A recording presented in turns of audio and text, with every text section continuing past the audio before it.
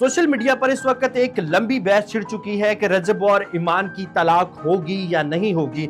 रजब की जानिब से भी तलाक के बारे में बारहा पोस्ट की गई, बारहा बताया गया और इवन के एक निजी पॉडकास्ट में रजब भट्ट का ये कहना था कि मैं अब इस रिश्ते से उकता गया हूं, मैं इस रिश्ते से तंग आ चुका हूं।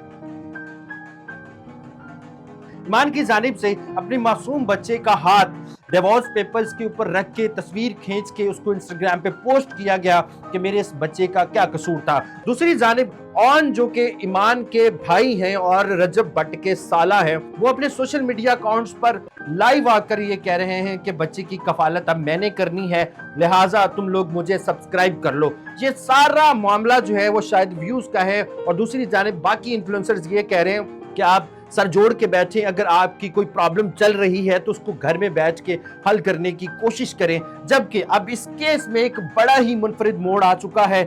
जनाब आपको बताते चले कि अभी ताज़ा तरीन अपडेट्स के मुताबिक इलामा आसिफ रजा अलवी ने अब मैदान में कदम रख दिया है। हमारे जो एलतशी भाई हैं वो अलामा साहब की बहुत रिस्पेक्ट करते हैं, बल्कि उनके अकीदे के मुताबिक अलामा साहब की इज्जत करना उन पर फर्ज है।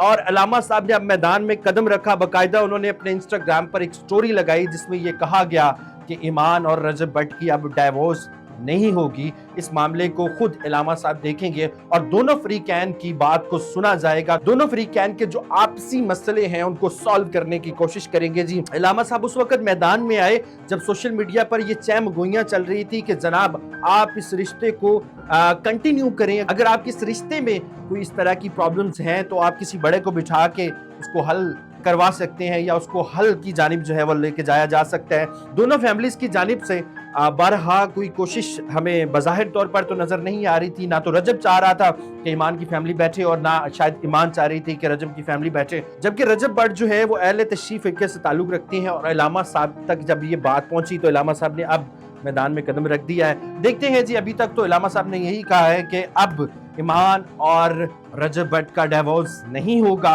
बहरहाल इस केस में और क्या होगा, अपडेट्स जैसे ही आएंगी आपके साथ शेयर करेंगे। आपका इस बारे में क्या ख्याल है कमेंट सेक्शन में ज़रूर आगाह कीजिएगा। हमेशा की तरह वीडियो देखने का शुक्रिया।